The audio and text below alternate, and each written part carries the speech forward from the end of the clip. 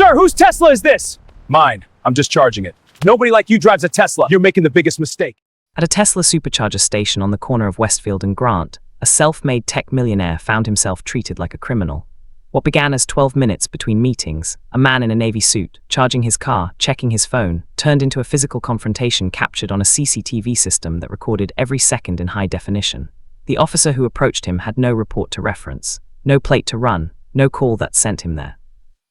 What he had was an assumption, and 11 years of practice turning assumptions into actions. Within minutes, that assumption would produce a timestamp, 14/32/18, that would appear in court documents, legislative hearings, and a $900 million lawsuit that brought an entire department to its knees. Before we go any further, drop a comment telling us where in the world you're watching from, and make sure you subscribe, because tomorrow's story will hit just as hard. The CCTV footage that captured everything belonged to the Supercharger station on Westfield, a clean, modern facility with white canopy columns, a row of charging bays, and cameras positioned at every angle with the quiet thoroughness of a system that never stops watching. Officer Alex Donald had not been dispatched there. He had not received a call. He was running his usual mid-afternoon loop through the Westfield corridor, windows down, the kind of patrol that moves slowly enough to observe and quickly enough to act. He had been on the force for 11 years. In that time, his arrest numbers were considered strong. His stop frequency was high. What nobody in his chain of command had formally examined, not once across 11 years, was the pattern underneath those numbers, the demographics, the vehicle types, the neighborhoods. The gap between the stops he logged and the ones he didn't bother to. As his cruiser rolled past the Supercharger entrance, Donald's foot came off the gas. His eyes moved across the charging bays and landed on the gunmetal Tesla Model S at Bay 4, and then on the man standing beside it. Martin Johnson was 38 years old. Broad-shouldered, composed, dressed in a well-fitted navy suit with no tie, the collar open just enough to signal that the hard part of the day was behind him. He wasn't on a call, he wasn't in a boardroom. He wasn't surrounded by the 43 people who worked for him, or the investors who had backed him, or the journalists who had written his name into feature stories about the next generation of black tech entrepreneurship. He was simply standing beside his car, watching the charge percentage climb on his phone screen, completely unbothered. He didn't notice the cruiser slow down. Not until Donald turned into the station, not with urgency, not with lights, not with any signal that something had gone wrong, but with the particular deliberateness of a man who had already made a decision. He parked at an angle across the lane beside Bay 4, stepped out, left the door open, and walked toward the Tesla the way someone walks toward a thing they've already claimed the right to question. Johnson looked up from his phone. His expression didn't shift dramatically, just the small, measured recalibration of a man who has learned, over 38 years, to read the energy of an approach before the first word arrives. This one arrived without a greeting, without a badge display, without any of the procedural courtesy that costs nothing and signals good faith. Donald closed the distance between them in 7 steps and stopped inside Johnson's personal space, close enough that the CCTV captured both faces in the same frame. What happened in the next 40 seconds is documented on 4 separate recording systems. Donald's voice rose before he finished his first sentence. His right hand came up not toward his holster, but toward Johnson, and the CCTV footage at 14:32:18 shows, with the cold precision of a system that doesn't editorialize, a black man in a business suit with his hands forced upward beside his own vehicle while an officer points, shouts, and presses forward. Johnson's hands went up, open palms, fingers spread, the universal posture of a man communicating that he is not a threat, a posture that no one in a navy suit, standing beside their own registered vehicle at a charging station they drove to on their own schedule, should ever have to assume. But the CCTV was already recording. The timestamp was already burning into the frame, and 3 people in the surrounding bays had already stopped what they were doing, one of them reaching slowly, carefully, for the phone in her jacket pocket. Johnson didn't lower his hands, but his voice when it came was completely level. "I need you to tell me right now what I am being accused of." His eyes didn't leave Donald's face. His feet didn't move. His jaw was set with the particular stillness of a man who understood, with absolute clarity, that every word he spoke and every movement he made was now evidence, and that the cameras were already on his side. Donald hadn't expected that. He had expected panic. He had expected compliance born from fear, the kind of rapid, stumbling cooperation that makes a stop easier to control and harder to challenge afterward. What he got instead was a man who stood completely still, hands raised, voice measured, and eyes that communicated something Donald hadn't accounted for. Martin Johnson had built an entire career on understanding systems, how they worked, where they failed, how to document the failure and build something better from the wreckage. He already knew exactly what this was, and he already knew exactly what to do with it. Martin Johnson didn't talk about money the way people who inherited it do. He didn't display it, didn't lead with it, didn't arrange his life around the performance of having it. The navy suit was good but not flashy. The watch was quality but not loud. The Tesla wasn't chosen because of what it said. It was chosen because of what it did, and because after 15 years of building something from nothing, he had earned the right to buy a car that matched his values without explaining either one to anyone. He had started in a studio apartment in the Eastbrook district with a laptop, a legal pad, and a software concept that 3 separate investors told him was ahead of its time. He took that as encouragement. By 27, he had a working product. By 31, he had a buyer, a mid-size enterprise tech firm that acquired his platform for a number that made his mother sit down slowly when he told her. He reinvested almost everything, built a second company. Hired his first employee, then his 10th, then his 43rd. Now he ran a private tech investment firm out of a glass-fronted office on the 14th floor of a building he could see from the Supercharger station if he turned around. He hadn't turned around. He was watching the charge percentage on his phone, 61, 62, and mentally running through the agenda for the 3 o'clock board call he was already slightly late preparing for. The morning pitch had gone long. Good long, the kind where questions keep coming because the room is genuinely engaged, but long nonetheless. 12 minutes, that was all this stop was supposed to cost him. 12 minutes, a charge that would carry him through the rest of the week, and then back to the 14th floor before anyone noticed he'd stepped out. The Supercharger hummed beside him. The afternoon was quiet, the kind of Tuesday that doesn't announce itself. He never saw the cruiser turn in. The platform was called Nova. It was a workflow automation tool built for mid-size logistics companies, not glamorous, not the kind of product that got written up in consumer tech blogs, but the kind that quietly saved operations, managers 12 hours a week, and made CFOs look good at quarterly reviews. Martin Johnson had identified the gap at 24, while consulting part-time for a shipping firm that was still running interdepartmental communication through a patchwork of spreadsheets and email chains. He spent 8 months building the solution in the evenings after his day job. He spent another 6 months finding someone willing to fund it. When the acquisition closed at 31, he didn't celebrate loudly. He called his mother, took 1 day off, and started outlining the next thing. The firm he built afterward, MJ Capital Tech, wasn't a household name by design. It operated quietly backed early-stage software companies led by founders who looked like people the industry had historically underfunded and had a track record that spoke clearly to anyone who bothered to look. 3 successful exits in 4 years, a portfolio that had grown to 19 companies. 43 employees across 2 offices, every one of them hired because Johnson believed in building the kind of workplace he had never been offered coming up. His name appeared in boardrooms and investment decks and the occasional industry profile. It did not appear on the side of a building. It was not attached to a foundation named after himself or a social media presence managed by a communications team. Martin Johnson was known precisely where knowing him mattered and unknown everywhere else.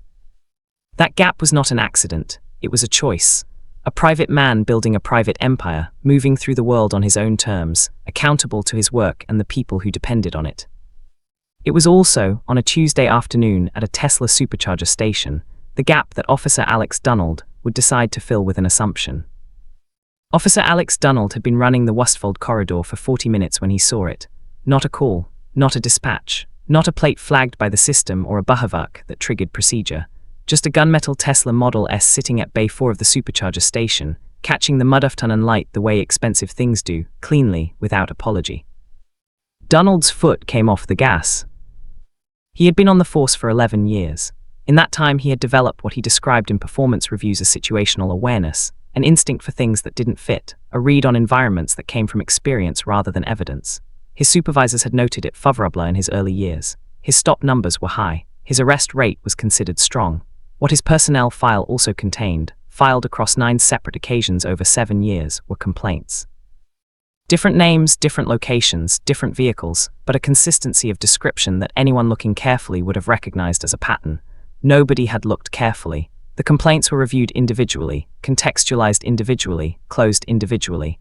As a pattern, they had never been examined at all. He turned into the Supercharger station without urgency. No lights, no acceleration. Just a slow, deliberate left turn that brought his cruiser alongside the charging bays and stopped it at an angle across the lane beside the Tesla. He put it in park and sat for exactly 3 seconds, long enough to confirm what he had already decided on the street. His eyes moved to the car first. Gunmetal finish, current plates, no visible damage, charging cable connected properly. Then to the man beside it. Navy suit, open collar, phone in hand, completely relaxed. He opened the door. In 11 years, that particular combination, that car, that neighborhood, that man, had never once prompted him to keep driving. He would not have been able to explain why in terms that held up. He had never been asked to. The CCTV camera mounted at the top of the supercharger canopy recorded everything at 30 frames per second. It did not have an opinion. It did not have context or history or the capacity for assumption. It simply recorded light, movement, proximity, contact, with the same indifferent precision at futton, 30 ta utton as it had at every other moment of every other unremarkable afternoon. What it recorded at futton, 30 ta utton was this. Donald crossed the distance between his cruiser and Bay 4 in 9 steps. He didn't slow as he approached. He didn't announce himself, didn't display his badge, didn't offer the procedural opening that transforms an encounter into a conversation rather than a confrontation. He walked directly into Martin Johnson's space and stopped close enough that Johnson's phone screen, still showing 67% charge, was visible between them. Johnson looked up. His expression registered the proximity before his mind fully processed it, a half-second of ruckalabrushon, the instinctive reading of a situation that had arrived without warning or reason.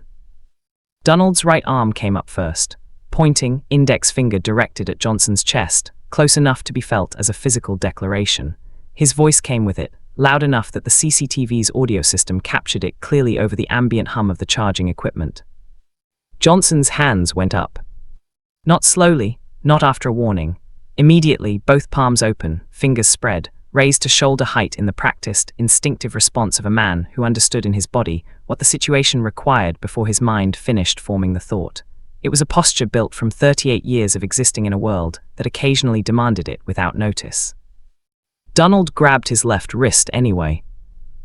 The timestamp in the upper corner of the frame read futton, 30 ta utton, and did not change for the duration of the grab, a frozen second that the CCTV held in its memory with complete fidelity. That second was worth $900 million. Johnson didn't pull his wrist back, he didn't raise his voice. He absorbed the grab with the stillness of a man who had made a decision, somewhere between the moment Donald's foot left the gas pedal and the moment the hand closed around his wrist. That composure was not just the right response, it was the only one that served him. "I need you to remove your hand," Johnson said, flat, clear, the voice of someone uttering a precise instruction rather than making a request. Donald released the wrist but didn't step back. His jaw was set, his shoulders squared, his body occupying the space between Johnson and the Tesla like a boundary he had decided to draw. "My name is Martin Johnson," Johnson continued, hands still raised. "I am the registered owner of this vehicle. I have documentation in my jacket pocket. I have not been told what I am being accused of, and I am asking you now, what is the legal basis for this stop?" Donald didn't answer the question. He answered something else instead, something in his own assessment of the situation that Johnson's composure had apparently disrupted. A man who stayed calm when grabbed was not behaving the way Donald's experience had trained him to expect. And in the architecture of his thinking, the unexpected response became its own form of suspicion. "Keep your hands where I can see them," Donald said. "They are where you can see them," Johnson replied. "I'd like your badge number, please." Silence. "Badge number," Johnson repeated, same tone, same volume. Donald's hand went to his radio. "Dispatch, this is Unit 9. I've got a 1040 at Westfold Supercharger, uncooperative subject, possible stolen vehicle, requesting backup." His voice was steady and official, reporting facts that the CCTV, the body cam, and 3 separate bystander phones were simultaneously documenting as fiction. Martin Johnson had not moved toward him once. The backup cruiser arrived 4 minutes later. Officer Shun Teller, younger than Donald, 2 years on the force, pulled in and read the scene the way he had been trained to. Assess, defer to the senior officer, establish presence. He looked at the Tesla. He looked at Johnson. He moved to Donald's side without asking a single independent question. Johnson watched the second officer position himself and made a decision, not out of fear, out of strategy. "I'd like to show both of you something," he said, addressing Teller directly, calmly, as if the senior officer's Bahavarka had simply disqualified him from being the primary audience. "I'm going to reach into my jacket, slowly." Neither officer stopped him. He reached in and produced 3 things in sequence: holding each one out with the deliberate clarity of a man presenting evidence in a room where the outcome matters. First, his company ID, MJ Capital Tech, founder and CEO. Teller's eyes moved across it and held for a half-second longer than Donald's had. Second, the vehicle registration. Current, clean, Martin Johnson listed as sole owner, address matching the office building visible from where they were standing if anyone cared to look. Third, his phone. He turned the screen toward both officers. The calendar application was open. The 3 o'clock entry read, MJ Capital Tech, Q3 Board Review Conference Room A. The current time, displayed at the top of the screen, read Thra, Suxton. The board meeting had started 16 minutes ago. The documentation didn't just answer Donald's accusations. It dismantled them structurally. The vehicle, the identity, the alibi, the timeline, all of it present and verifiable before a single court date had been set. Donald looked at the phone screen, then at the registration, then at nothing in particular. His hand went to his radio. It was the only thing he had left to reach for. Sergeant Wayne Ukofka arrived 7 minutes after Donald's second radio call. He was a 15-year veteran who had seen enough bad stops to recognize one before he finished parking. He stepped out of his vehicle, took in the scene 2 officers, 1 unarmed man in a navy suit, a Tesla at a charger, 3 bystanders no longer pretending not to watch, and walked directly to the station manager's window without speaking to anyone. The Supercharger station kept 30 days of CCTV footage on a local server accessible from a monitor inside the small operations office beside the entrance. The station manager, who had been watching the situation develop from behind the glass for the past 9 minutes, had already pulled up the relevant timestamp before Ukofka knocked. Ukofka watched 1 minute and 40 seconds of footage. He didn't ask for context. He didn't request Donald's version first. He watched the camera, the approach, the proximity, the grab, the raised hands, the documentation produced clearly and calmly, the radio call that described a resisting subject, and when the minute and 40 seconds were finished, he stood up, thanked the station manager quietly, and walked back out into the afternoon. He spoke to Donald for less than 30 seconds. His voice didn't carry. Donald's shoulders dropped in the particular way that shoulders drop when an argument has been removed as an option. He walked to his cruiser. The door closed behind him with a sound that felt, to everyone watching, like punctuation. Ukofka approached Johnson directly. He introduced himself by rank and name. He began an apology that was genuine in its construction, not rushed, not scripted, not the liability-managed language of institutional damage control. He got 4 sentences in. Johnson stopped him, not rudely, just with the same precision he had used throughout. "I appreciate that," he said. "I need your badge number and your supervisor's direct line." Ukofka gave him both without hesitation. The woman from Bay 2 posted first. No caption, no commentary, just the raw clip, 47 seconds, starting from the moment Donald's hand closed around Johnson's wrist and ending on the image of a man in a navy suit standing with his hands raised beside a Tesla while an officer pointed and shouted. She added 1 word beneath it before she put her phone away. "Why?" By the time Johnson had driven back to his office and sent an apology to his board for missing the first 20 minutes of the 3 o'clock call, the clip had been shared 60,000 times. By midnight, it had a different kind of number attached to it. By morning, the timestamp was a hashtag. 143,218 appeared in 200,000 posts before sunrise, attached to the clearest frame from the CCTV footage, Donald's hand on Johnson's wrist, Johnson's palms up, the Tesla behind them, the Supercharger canopy overhead, the whole composition lit by mud afternoon sun with a clarity that left no room for alternative interpretation. Morning shows had it queued before their first segment. Legal analysts walked through the body cam footage frame by frame. Tech industry figures who knew Johnson's name issued statements. People who didn't know his name issued statements anyway, because the image didn't require biographical context to communicate what it was. Johnson watched none of it. He was in his office at 7, the same as always, working through the same agenda, running the same company. The calls with his legal team had started the previous evening and had been methodical, thorough, and entirely without drama. The filing came 4 days later. $900 million, constructed claim by claim physical assault under color of law, unlawful detention, racial profiling, and a pattern of departmental conduct spanning 11 years and 9 unexamined complaints that the city had chosen, repeatedly and deliberately, not to look at directly. Now they had no choice. Alex Donald was terminated 19 days after the arrest. The department's statement was 4 sentences long and notable primarily for what it didn't contain, no defense of his conduct, No reference to his 11-year record, no union language about due process that might suggest anyone had seriously considered the alternative. Just a date, a name, and the word terminated, sitting at the end of a short paragraph like something the institution was relieved to be done with. It wasn't enough. Everyone said so, including the state legislators, who convened the first of 3 hearings 6 weeks later. The hearings produced something the 9 individual complaints across Donald's career had never produced, a view of the pattern as a whole. 11 years of stops laid out chronologically, demographically, geographically, against a backdrop of complaint data from the wider department. The federal oversight designation came during the second hearing, recommended by a civil rights attorney who had reviewed the full personnel file and described what she found in terms that made the room go quiet. Johnson settled 8 months after the filing. The terms were his. What became public 2 weeks after the settlement closed was the launch of the $143,218 Foundation, named for the timestamp, staffed from day one and built around a single organizing principle: that documentation saves lives, and that the people most likely to need it are the least likely to have the resources to deploy it.